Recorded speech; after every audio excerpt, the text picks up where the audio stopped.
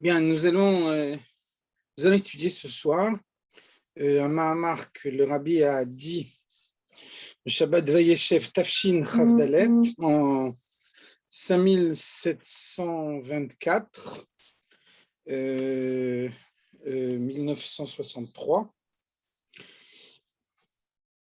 sur un sujet sur lequel on s'interroge souvent. Le mahamar du Rabbi est introduit par des mots peu fréquents. Le Rabbi nous dit « Lehavin inyan achalomot ». Nous allons essayer de comprendre le sens des rêves.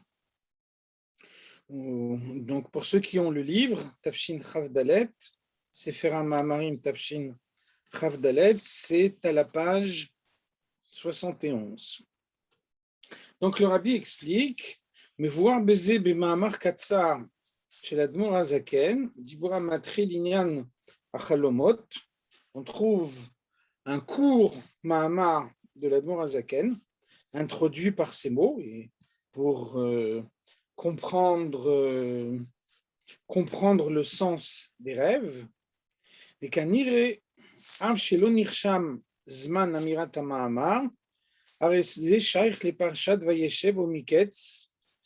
Et donc, même si la date à laquelle ce mahamar a été prononcé par l'Admor HaZaken n'est pas notée, il semble néanmoins que l'Admor HaZaken l'ait dit dans la Parshat Vayeshev, dans la Parshat Miketz, Sheba Medubar Odot Inyan Achalomot, dans lequel on parle dans la Torah des rêves de Yosef, des rêves du Pharaon. Ukfi Shematzinu Beadrushim Betorah Or, Torah Chaim Ve'or Torah. On trouve effectivement des Mahamarim dans le Torah Or de l'Admor HaZaken, dans le Torah Traim de l'Admor HaEmtsaï, dans le Or HaTorah du Tzemar Tzedek, Shenit Bahem Inyan HaChalomot, dans lesquels on explique ce qu'est un rêve. Donc, nous avons plusieurs références dans la Chassidoute qui nous expliquent ce qu'est un rêve. Et chez Nil ou à philosophim, les Asiginyan Achalom Mahu.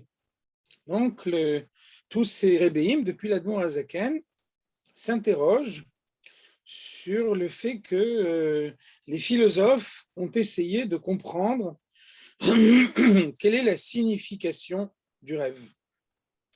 Kima sheyesh lomar shiukoch hadimyon, alo yachalom acholem gam shelo ra'a velo chashav meolam. Donc on voit que le rêve est apparenté à la force de représentation. Donc, bien souvent, on rêve pendant la nuit de ce à quoi on a pensé pendant la journée.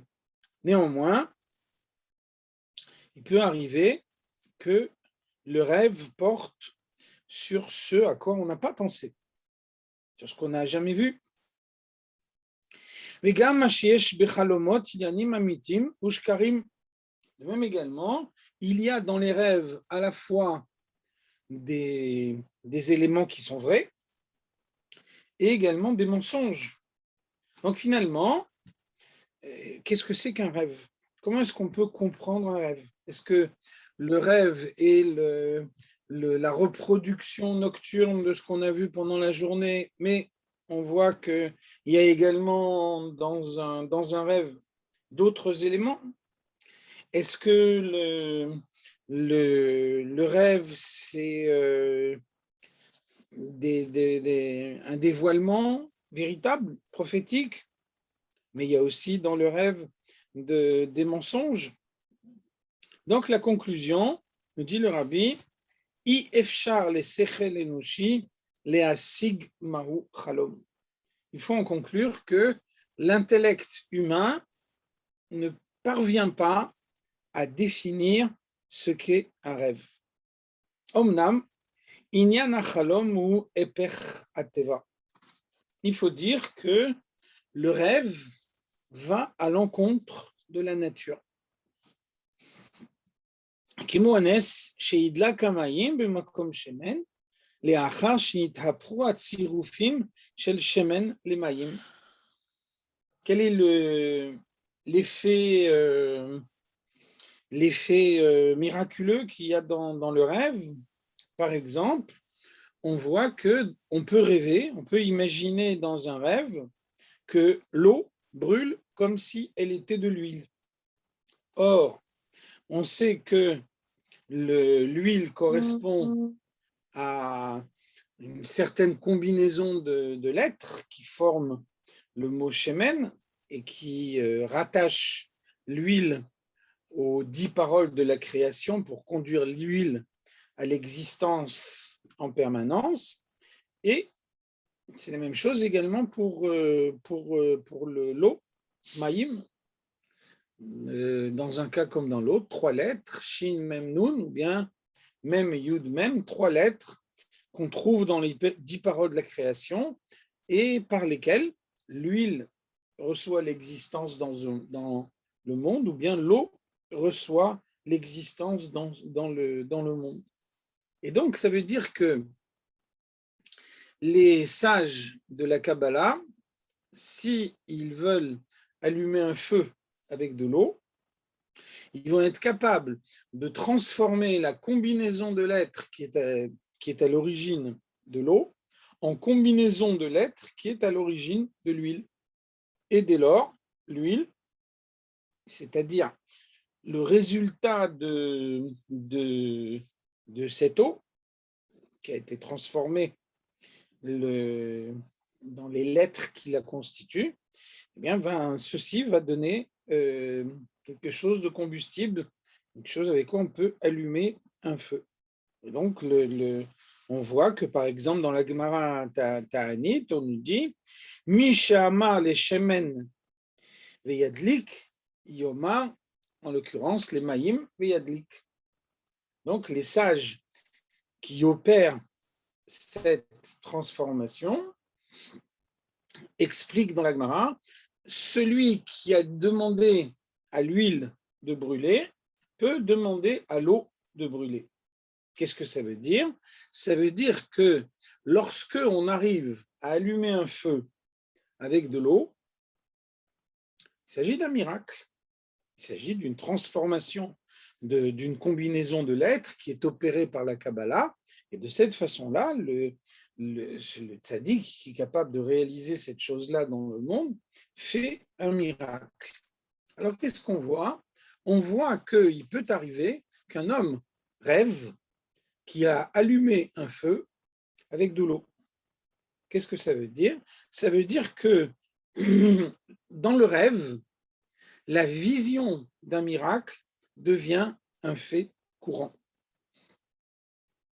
Il n'y a pas dans le rêve les limitations naturelles qui font qu'un homme qui n'est pas un tzaddik, qui ne maîtrise pas la Kabbalah, a conscience qu'il ne pourra allumer un feu qu'avec de l'huile et qu'il n'y parviendra jamais avec de l'eau.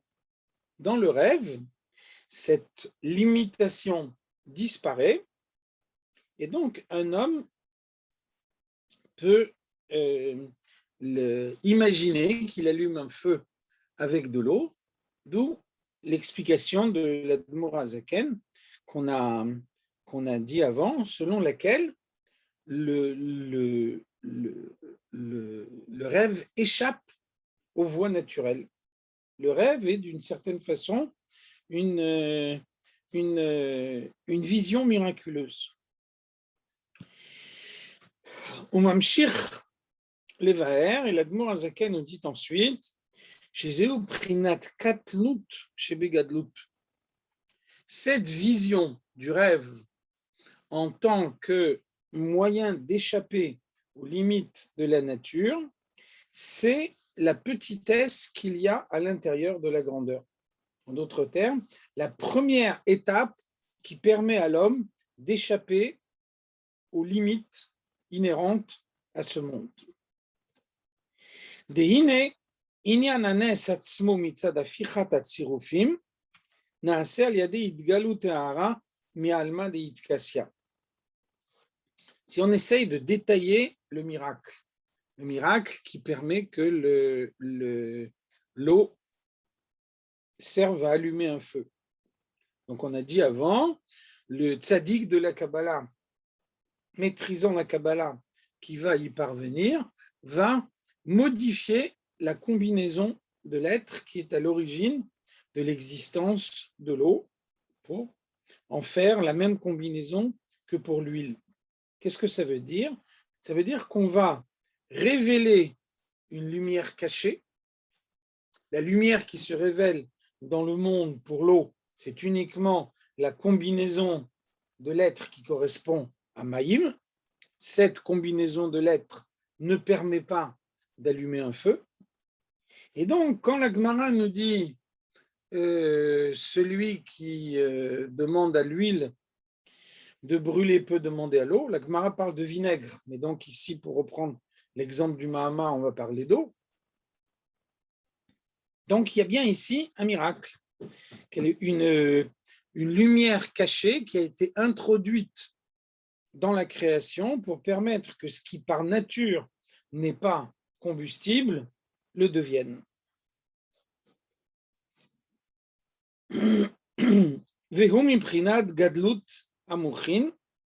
Donc il s'agit en l'occurrence de la manifestation d'une compréhension dépassant la moyenne.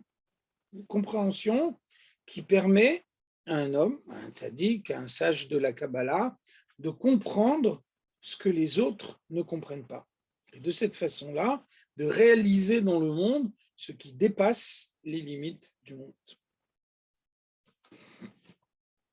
Aval, mashit, pale a sechel, a enoshi, minanes, zeu prinat katnut, shebegadlut. Donc finalement, c'est là la remarque de l'Admour HaZaken. L'Admour HaZaken nous dit réaliser un miracle. Pour celui qui est capable de le faire, c'est finalement trouver la source spirituelle qui correspond à chaque chose et puis arriver à dévoiler une lumière qui transforme cette source spirituelle.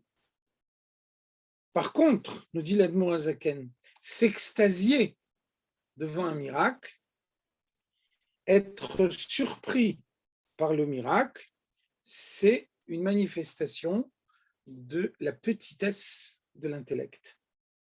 Celui qui a un intellect large comprend que puisque Dieu a lui-même créé les lois de la nature, donc Dieu ne peut pas être astreint à ce qu'il a lui-même créé. Donc Dieu a instauré une loi naturelle selon laquelle l'eau ne peut pas permettre d'allumer un feu. Cette loi qui a été instaurée par Dieu ne s'applique qu'à l'homme. Dieu lui-même n'y est pas astreint. Ou alors, s'il est astreint, c'est parce qu'il veut le faire, parce que lui-même décide de s'astreindre à ce principe. Mais donc, on voit qu'au moins de manière exceptionnelle, Dieu peut utiliser l'eau pour allumer du feu. D'où la remarque des Chachamim dans la Gemara, celui qui a demandé à l'huile de brûler peut demander au vinaigre de brûler également. Sharia sechel haenoshi eno masig ech yadlik hamayim bemakom hashemen. L'intellect humain ne peut pas expliquer comment l'eau parvient à se substituer à l'huile pour que le feu soit allumé, y compris les achash nithapro atzirufim, après que les combinaisons de lettres qui sont à l'origine de l'existence de l'eau et de l'huile aient été interverties. L'intellect humain ne peut pas comprendre que l'huile serve à allumer du feu. Donc, quand on voit que l'eau serve à allumer du feu, et donc, quand on voit un feu qui a été allumé avec de l'eau, la réaction de l'homme est une réaction d'émerveillement. En réalité, cette réaction d'émerveillement est uniquement la manifestation d'un intellect limité qui se limite uniquement aux règles avec lesquelles il est habitué à fonctionner et qui donc, en conséquence, ne peut pas imaginer qu'on s'écarte de ces règles. Et là,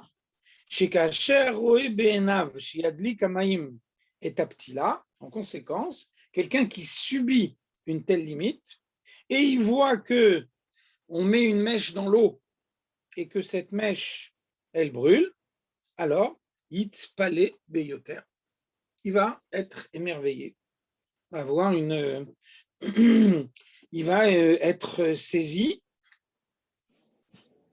Et donc, Pliazou Iktsat Heara Me'arat Alma de Yitkassia.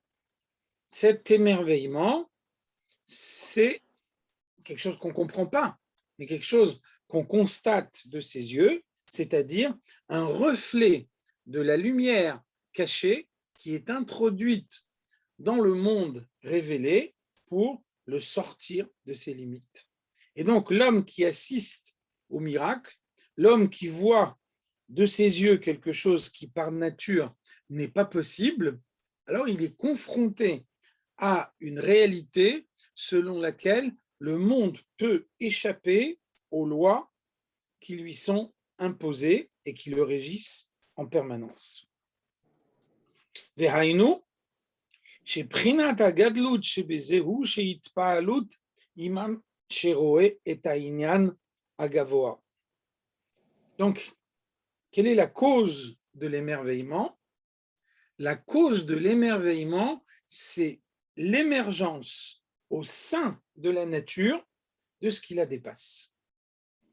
Et donc, quand un homme observe de ses yeux quelque chose qui va à l'encontre des lois de la nature, alors il est émerveillé. Avalid Argisa, Keivan sheitpaalu timisé, sheeno masig et hainyan agavoa. D'un autre côté, on peut dire aussi, pourquoi l'homme est émerveillé? C'est parce qu'il assiste à ce qu'il ne comprend pas. Il est le témoin de quelque chose qui le dépasse complètement. La reine, Arizé Nikra Katnut Shebegadlut, donc c'est ce qu'on a appelé tout à l'heure la petitesse au sein de la grandeur. Un homme met le pied dans la grandeur, il s'aperçoit que sa perception est limitée, qu'il y a des tas de choses qui se passent autour de lui qu'il ne comprend pas.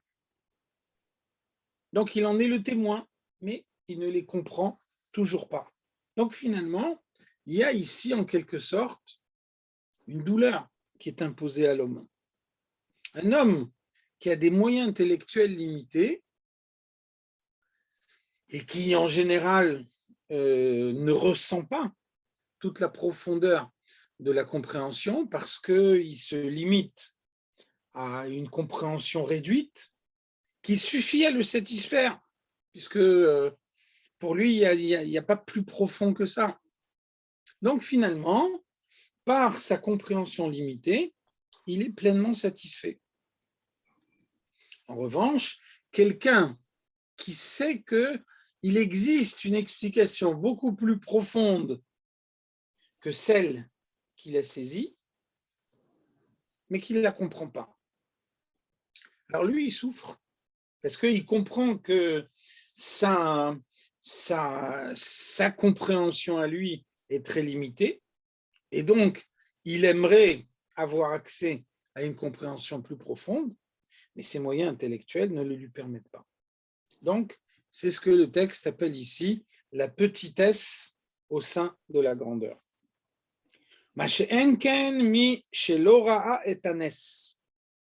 Si quelqu'un n'a pas assisté au miracle, quelqu'un se représente dans sa tête un feu allumé avec de l'eau, mais concrètement, il ne l'a jamais eu devant ses yeux.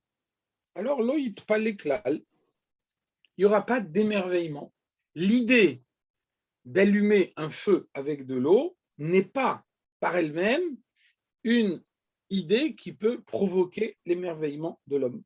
C'est uniquement l'action concrète. Un homme voit de ses yeux un feu allumé avec de l'eau, c'est lui qui va être émerveillé. En revanche, l'idée qu'on peut avoir dans son esprit n'est pas la cause d'un émerveillement. Velo yair boklal mehipur ateva, donc il n'aura pas en lui quelque chose qui transcende la nature. On lui dit, voilà, pourquoi ne pas allumer le feu avec de l'eau? Celui qui demande à l'huile d'allumer peut demander au vinaigre, à l'eau d'allumer. Donc il envisagera cette possibilité au moment où il étudie la Gemara, mais quand il étudie cette Gemara, il l'étudie d'une manière théorique. Il n'a pas la réalité du feu qui est allumé de cette façon-là. Et donc, il n'y a pas d'émerveillement dans ce cas-là.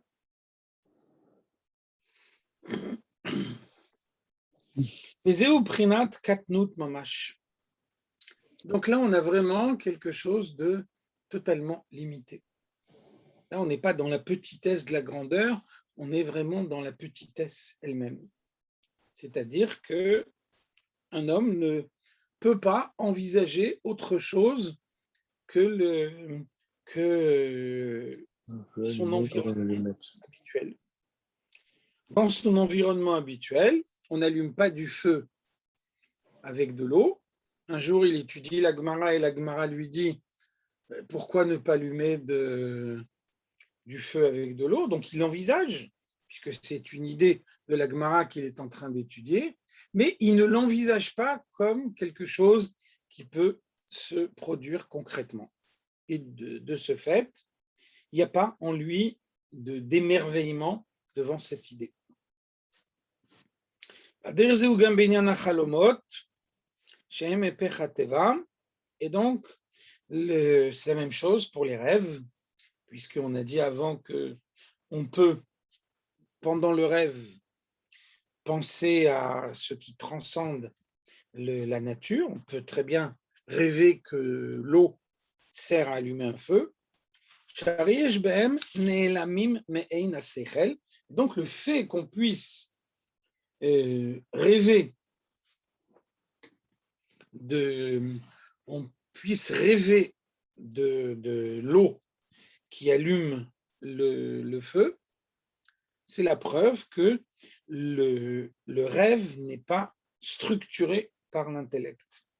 Alors, est-ce qu'on peut s'émerveiller pendant un rêve? Bien sûr, on peut s'émerveiller pendant un rêve. Simplement, ce qu'on constate, c'est que l'émerveillement du rêve peut émaner de quelque chose qui ne provoquerait pas du tout l'émerveillement en état d'éveil.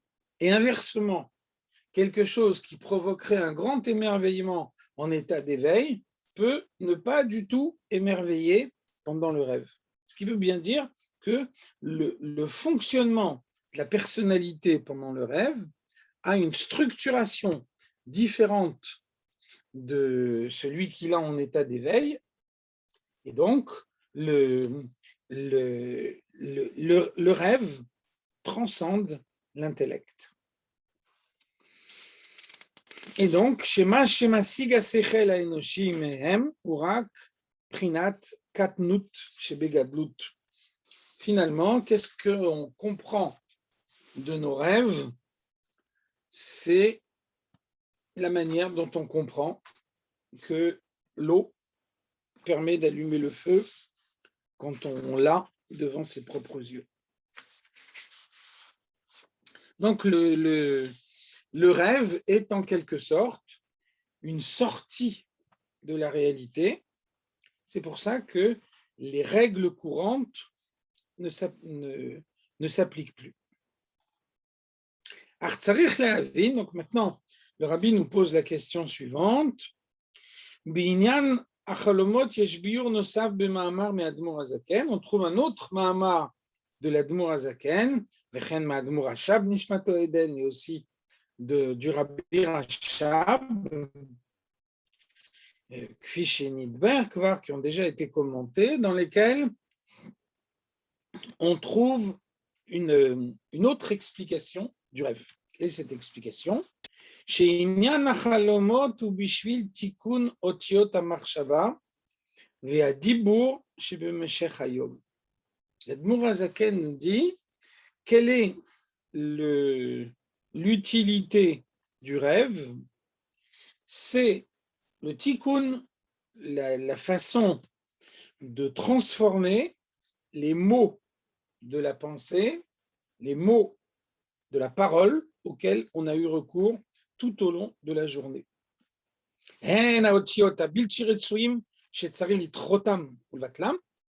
Il y a des mots qu'on n'aurait pas dû prononcer, auxquels on n'aurait pas dû penser. Donc, il faut arriver à les repousser complètement de son esprit. Le moment de le faire, c'est le rêve. Il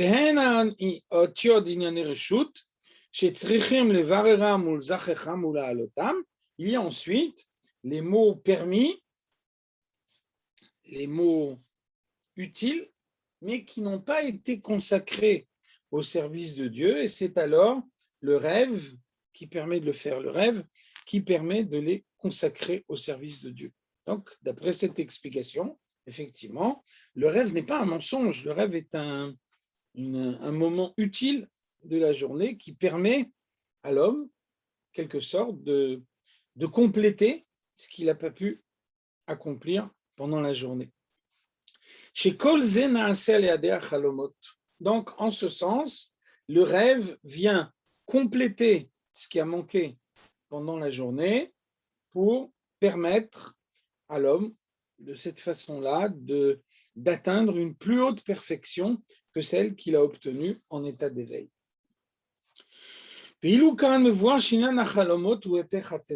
Donc finalement, nous avons deux explications de l'Admour HaZaken sur les rêves qui sont presque contradictoires. D'un côté, l'Admour HaZaken nous dit le rêve, c'est le moment où on sort de la nature du monde, c'est le moment où on échappe aux principes du monde. Et puis, d'un autre côté, l'Admour HaZaken nous dit, mais quand même, le rêve reste le prolongement de la journée, au point que on peut réparer pendant son rêve des pensées ou des paroles qui n'auraient pas été conformes à ce qu'elles doivent être. Donc, on a dit ici que le rêve était Epechateva, le contraire de la nature, c'est-à-dire quelque chose qui transcende notre intellect. Et c'est clair que si le rêve transcende l'intellect, il dépasse les limites de la personnalité, à ce moment-là, on ne voit pas bien de quelle manière il pourrait réparer quelque chose qui s'est passé pendant la journée en état d'éveil.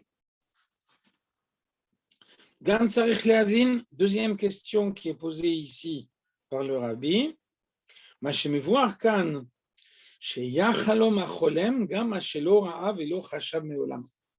dit tout à l'heure qu'on voit dans la pratique qu'un homme peut rêver de ce qu'il n'a jamais vu et de ce à quoi il n'a jamais pensé. Donc on ne peut pas accepter l'idée simple selon laquelle le rêve est une reformulation de ce qu'on a vu pendant la journée, puisqu'on voit bien qu'on peut rêver également de ce qu'on n'a pas vu pendant la journée. Areita Begmara, la Gemara nous dit She'en mar'in lo le'adam bachalom ela meirure libo. La Gemara dit clairement un homme rêve en fonction de ce qu'il a pensé pendant la journée. Donc, il y a bien une difficulté. La Gemara nous dit le rêve, c'est une retranscription de la journée. Et puis, on voit bien que dans le rêve, on peut aussi rêver de choses auxquelles on n'a pas du tout pensé pendant la journée.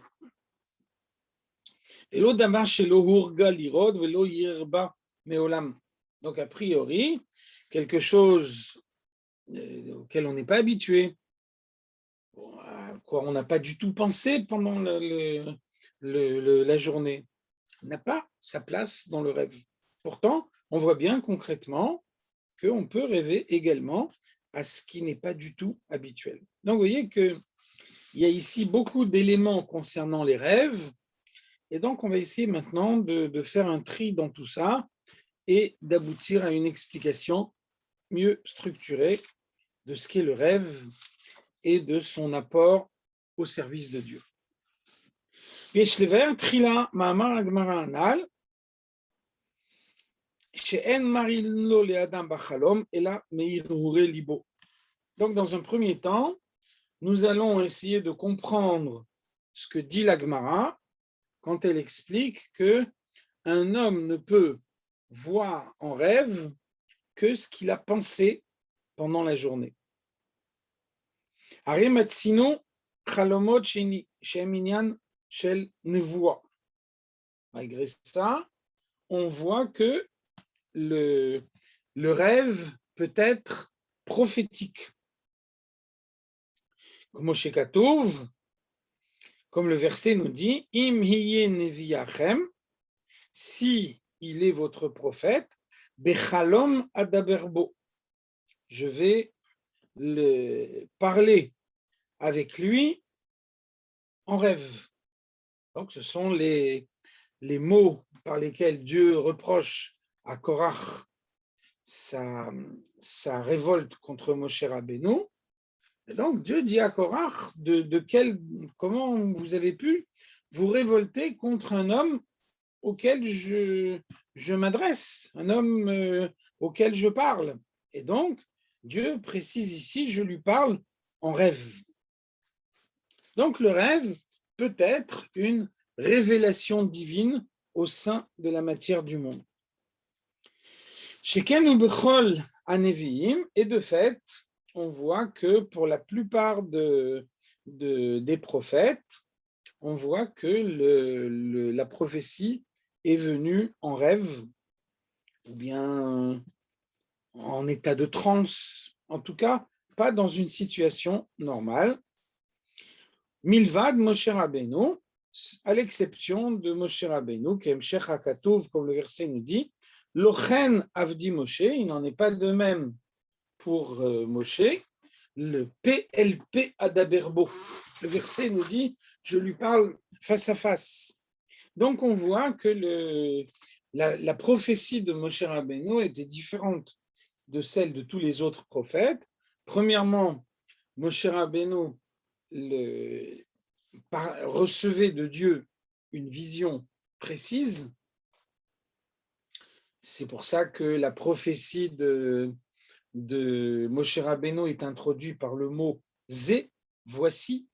Donc « zé », ça fait allusion à une vision précise, alors que la prophétie des autres prophètes est introduite par « ko ».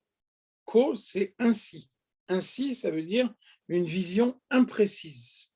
Première différence. Deuxième différence, c'est que Moshe Rabbeinu reçoit la prophétie dans son état normal, alors que tous les autres prophètes reçoivent la prophétie quand ils sont dans un état de transe, quand ils rêvent. C'est pour ça qu'on voit, la Gemara nous décrit de quelle manière les prophètes, au moment où ils reçoivent la prophétie, ils se roulent par terre, ils déchirent leurs vêtements. C'est un dévoilement de Dieu qui vient de beaucoup plus haut que la nature du monde. Et donc, celui qui n'a pas l'immense élévation spirituelle de Moshe Rabbeinu n'est pas capable de recevoir un dévoilement aussi profond dans son état normal. Donc, on voit que le Rambam nous dit que ceux qui voulaient recevoir la prophétie, on sait qu'il y a eu plusieurs milliers de prophètes dans le peuple juif, pas tous ont eu des prophéties qui sont parvenues jusqu'à nous. Les prophéties qui sont parvenues jusqu'à nous sont celles qui concernent l'ensemble des générations, et c'est pour ça qu'elles sont parvenues jusqu'à nous. En revanche, il y a eu des prophètes qui ont prophétisé uniquement pour leur génération, et donc leur prophétie n'a pas été retranscrite et elle n'est pas parvenue jusqu'à nous, puisqu'elle ne nous concerne pas, on n'appartient pas à la génération dans laquelle elle a été prononcée. Par exemple, il y a une porte du Beth Amikdash qui s'appelle Sha'ar Hulda, la porte de Hulda. Hulda était une prophétesse, et donc la porte s'appelle Sha'ar Hulda parce que lorsque Hulda voulait prophétiser, elle venait à cet endroit-là. C'est de là qu'elle prophétisait. Donc la porte est restée Sha'ar Hulda. Par contre, nous ne connaissons pas un seul mot de la prophétie de Hulda, puisque les prophéties qu'elle a données ne concernaient que sa génération, donc elles ne sont pas parvenues jusqu'à nous. Donc il y avait à l'époque des milliers de prophètes, et lorsque quelqu'un était apte à recevoir la prophétie, quand il avait eu toute la préparation spirituelle qui lui permettait de recevoir la prophétie, alors le Rambam nous dit, il se présentait devant le Beth Din, qui le déclarait apte à recevoir la prophétie, et à ce moment-là, il entrait dans la catégorie des Bnei Haneviim. Bnei Haneviim, ça veut dire non pas les enfants des prophètes, mais ça veut dire ceux qui sont aptes à recevoir la prophétie. Donc le Rambam nous dit un Ben Haneviim avait un vêtement distinctif, une ceinture blanche qu'il portait en permanence et qui le signalait comme quelqu'un qui peut recevoir la prophétie. On peut imaginer que toute sa vie, il n'a jamais reçu la prophétie de façon effective. On note simplement que sa stature morale lui aurait permis de le faire.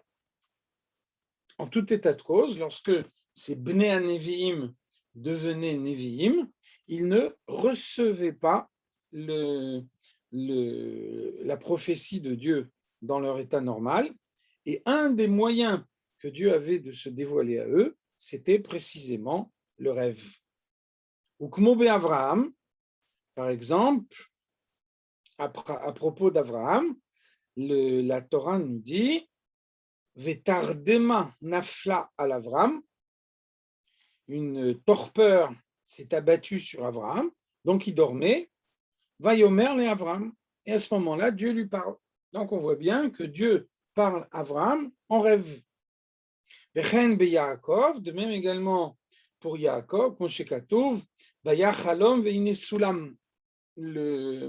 Yaakov a vu en rêve une échelle qui montait jusqu'au ciel avec les anges d'Eretz Israël qui remontaient, puisqu'ils quittaient Eretz Israël, les anges de Chutz Laaretz qui descendaient pour venir le protéger. Donc il a eu une vision prophétique. Là encore, on voit que Yaakov a eu cette vision prophétique en rêve.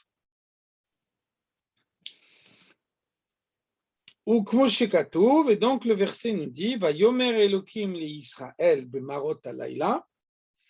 Dieu dit à Israël, donc à Yaakov, dans une apparition nocturne, Al tira merda Mitzraïma, n'aie pas peur de descendre en Égypte.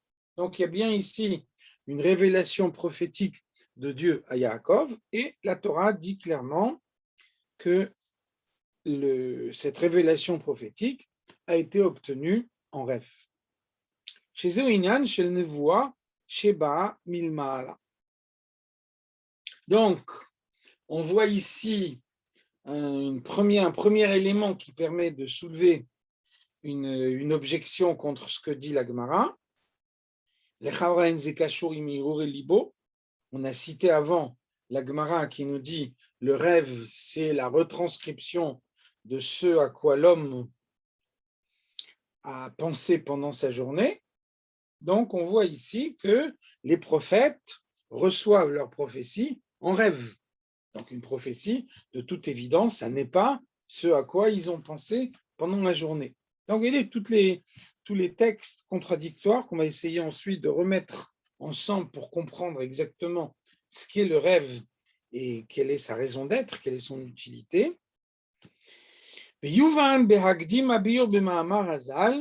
En shne neviim mitnagin besignon echad. Donc, pour comprendre tout ça, on va citer une autre Gemara. On voit que la Gemara Sanhedrin nous dit il n'y a pas deux prophètes qui prophétisent de la même façon, selon la même formulation, en présentant les choses de la même façon.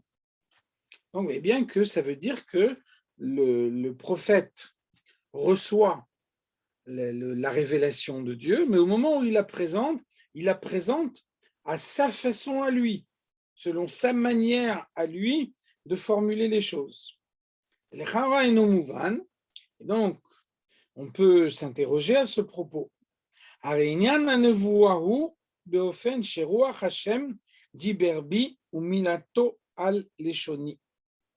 voit un verset de Shmuel. Shmuel est un prophète. Donc, Shmuel nous dit de quelle manière il a reçu la prophétie. Et Shmuel nous dit, Roi Hashem diberpi, l'Esprit de Dieu a parlé à travers moi, ou milato al leshoni. Et c'est ces mots qui ont été sur ma langue. Donc, si on dit que le prophète ne fait que retranscrire les mots que Dieu lui a donnés, transmettre aux autres, alors quelle est la formulation spécifique de chacun? Pourquoi on nous dit que deux prophètes ne prophétisent jamais de la même façon?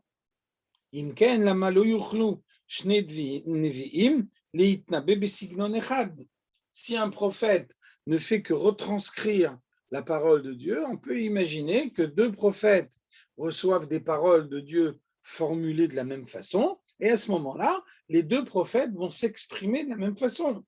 Parce que il y a nécessairement une reformulation personnalisée du prophète.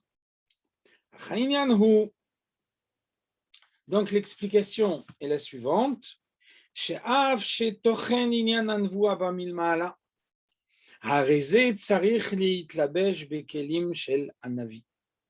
Même si la prophétie est une révélation céleste, malgré tout, elle doit s'exprimer à travers les kelim, les capacités, la personnalité, les traits de caractère du prophète lui-même. Shehem aotiot ve'asignon shelo. Et donc, lorsque le prophète transmet la prophétie, il le fait avec ses mots à lui et avec sa formulation à lui. C'est, entre parenthèses, la différence qu'on peut faire entre Ruach HaKodesh et prophétie. Bien souvent, on croit, le prophète, c'est celui qui écrit sous la dictée de Dieu. Alors que Ruach HaKodesh, c'est l'inspiration de Dieu qui s'introduit dans l'intellect de celui qui est inspiré.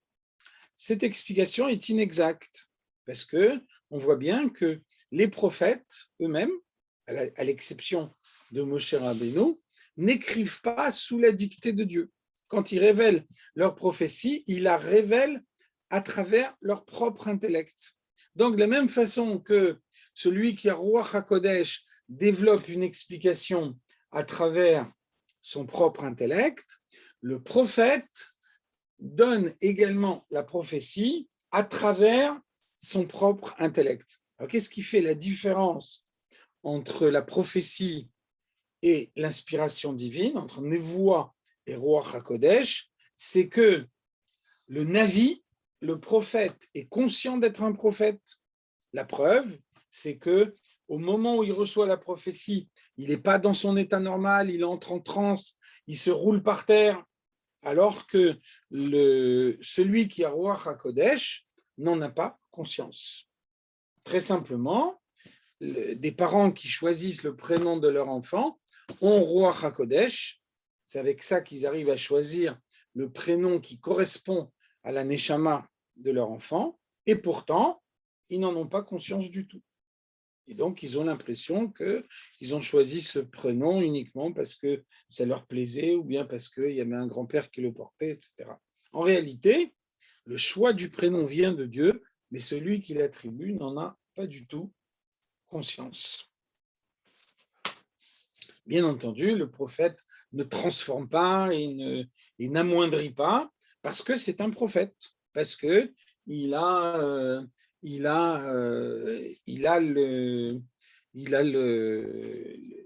la conscience de recevoir la parole de Dieu et le devoir de transmettre le message qu'il a reçu. Un prophète qui a reçu une prophétie et qui ne la transmet pas, il est chayav karet. Donc, il doit transmettre. Donc, il est conscient qu'il transmet, il n'a pas le droit de transformer ce qu'il a reçu. En revanche, dans Ruach HaKodesh, effectivement, la transformation est possible. C'est pour ça que, par exemple, des parents qui ont un enfant dont la Neshama fait qu'il doit s'appeler Yaakov peuvent décider de l'appeler Jacques, ce qui est effectivement une transformation par rapport au nom que la Neshama devrait recevoir dans ce monde. והדרך המבואה בדרושי חסידות בנוגע לשינוי הסגנון של הריף והראש והר"ן, ושאף ששלושתם אומרים אותה הלכה. Et donc dans la chassidoute, on fait remarquer que le rif, le rosh et le ran, qui sont des rishonim importants, les tout premiers décisionnaires du peuple juif, disaient la même halakha, tous les trois, selon des termes différents. Donc ils disaient la même chose, ils donnaient le même enseignement, et chacun le donnait à sa façon à lui, avec sa formulation à lui. Mais on pouvait constater que même au moment où chacun introduit sa propre formulation, la halakha n'a pas été modifiée, et finalement, tous les trois disent la même chose. Donc, c'est logique que quand quelqu'un donne un enseignement, alors il donne son enseignement selon ses mots à lui, selon sa formulation à lui. Les filles mehut nishmato, qui dépend de la nature de son âme.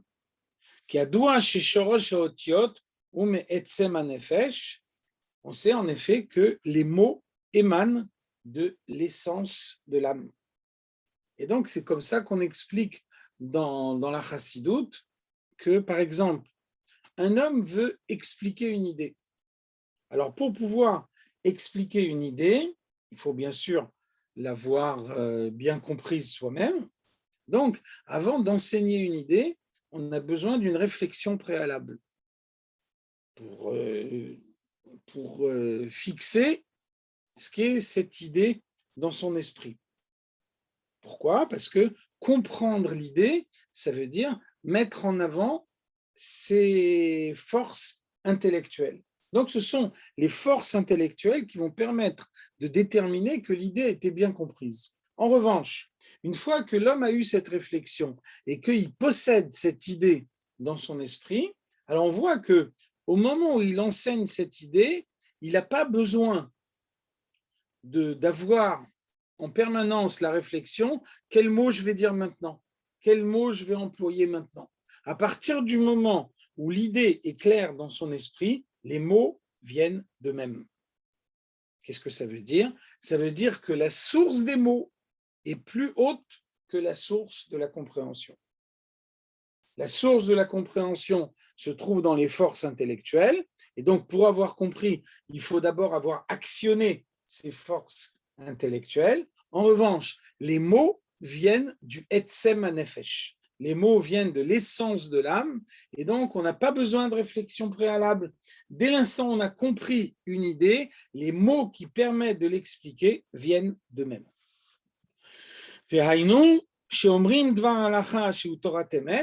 Donc, celui qui explique une idée de la Torah va expliquer une idée de la Torah de vérité. Donc, ce n'est pas son idée à lui, c'est l'idée de la Torah. Mikol makom, harezet sarich litlabesh beotiot shelahem. Néanmoins, quand est-ce que le Rav peut enseigner une idée qui n'est pas son idée à lui, mais qui est l'idée de la Torah? Comment il peut l'enseigner? En l'ayant lui-même bien comprise, et au moment où il a bien comprise, alors il va l'enseigner selon sa formulation à lui et avec ses mots à lui. Et donc, à Derze Benogal et Nevoa, il en est de même également pour la prophétie. Chez Av, chez Dvar Hashem, chez Ba Milmaala, le prophète, c'est celui qui reçoit la parole de Dieu telle qu'elle vient d'en haut. Malgré ça,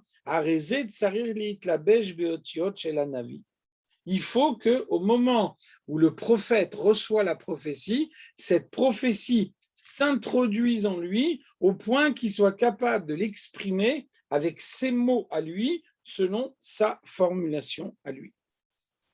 Et donc, comme on disait tout à l'heure, le prophète, au moment où il reçoit sa prophétie, s'éloigne du monde matériel. Donc, il entre en transe, il déchire ses habits. וכמו שכתב רבינו הזקן בשולחן ערוך בנוגע להנהגת החסידים בשעת התפילה, שהיו מתבודדים ומכוונים בתפילתם עד שהיו מגיעים להתפשטות הגשמיות קרוב למעלת הנבואה. On voit que l'Admour Hazaken compare la prophétie avec la kavana de la tfila. La kavana, quelqu'un essaye de prier avec toute sa ferveur. Alors qu'est-ce qu'on voit? On voit que la ferveur de la tfila permet de sortir complètement des limites de ce monde. Celui qui se concentre sur la tfila doit être capable de s'abstraire complètement de tout ce qui se passe autour de lui. Et donc, nous dit l'Admour Hazaken, cette situation de l'homme qui prie avec ferveur est proche de la prophétie. Un prophète, au moment où il reçoit la prophétie, il n'est plus dans ce monde. Et c'est pour ça qu'il entre en transe. C'est pour ça qu'il déchire ses habits. C'est pour ça qu'il fait des choses qu'il n'aurait jamais fait s'il était dans son état normal. Et donc, c'est précisément en sortant des limites du monde qu'il arrive à recevoir la prophétie. Par la suite, il doit transmettre cette prophétie au peuple juif, et au moment où il la transmet, alors là, il est obligé de réintroduire la prophétie dans les termes de ce monde. C'est la raison pour laquelle ça doit passer par son intellect, et au moment où le prophète transmet l'enseignement de Dieu, alors il le transmet avec ses mots à lui, avec sa formulation à lui, sa façon à lui de parler. Ou beofen chez la pshatat alvushim. Donc on voit que bien souvent, le prophète il déchire ses habits, il retire ses habits. Et l'on a que les vushim achitsonim et agam les vushim pnimim, non seulement les habits extérieurs, même les habits intérieurs. Aval zeurag menegal el vushim apnimim, les gabé achitsonim mamash. Avalo le benogal el vushim apnimim mamash. Ça veut dire qu'un homme qui reçoit la prophétie sort des limites du monde, mais il n'en sort pas complètement. Il conserve malgré tout la possibilité d'intégrer en lui la parole de Dieu. Vous voyez que là, on est proche de celui qui essaye d'avoir la kavana dans la tfila. On est proche du sage qui enseigne une idée de la Torah. D'un côté, pour introduire l'idée de Dieu en soi, on a besoin de sortir complètement des limites de sa personnalité, et d'un autre côté, on ne peut pas en sortir complètement parce qu'il faut pouvoir recevoir cette idée dans son intellect et la transmettre par la suite. Et pour pouvoir la transmettre, il faut l'exprimer avec ses mots, selon sa formulation, parce qu'il n'y a pas d'autre façon de transmettre. Un homme ne peut pas transmettre autrement qu'en utilisant ce qui lui parle à lui, ce qui est sa façon à lui de s'exprimer.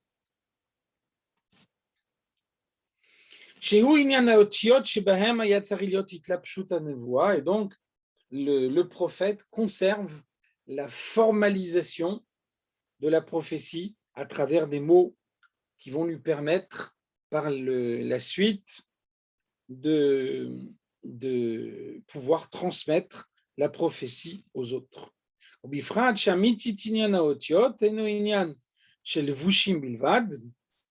l'occurrence, les mots sont bien plus que des vêtements.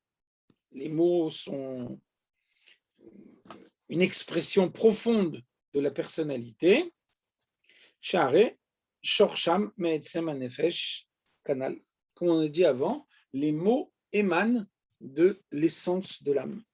Et vous voyez que même la science moderne reconnaît le rapport entre les mots et l'intellect de l'homme, puisque on voit bien que une des méthodes que la science a pour mesurer le niveau de sophistication intellectuelle d'un homme, c'est le nombre de mots qu'il est capable d'employer.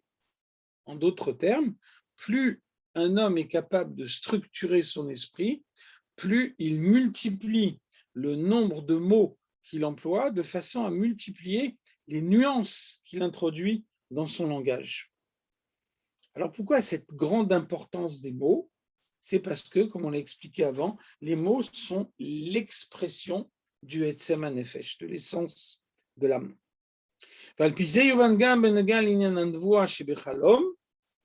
Donc tout ce qu'on vient de dire s'applique aussi à l'aspect prophétique qu'il peut y avoir dans le rêve.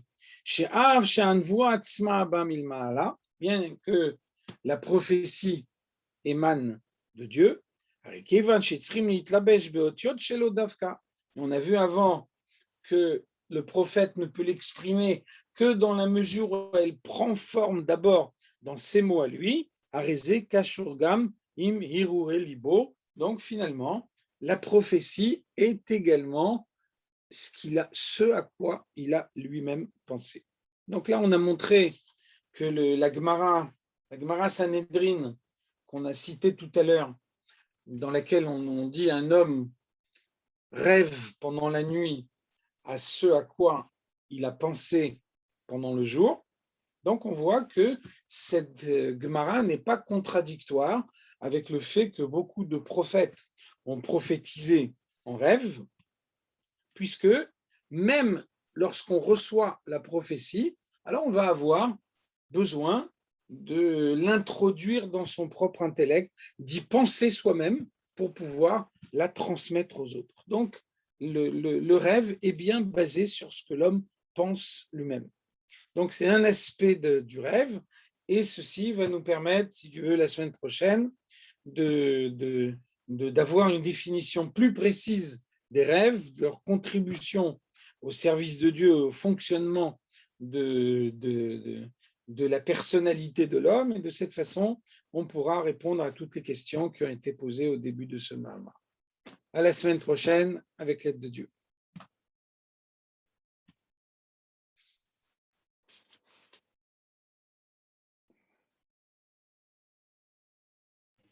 Bonne soirée, Efraïm. Kol Tov. Bonne nouvelle.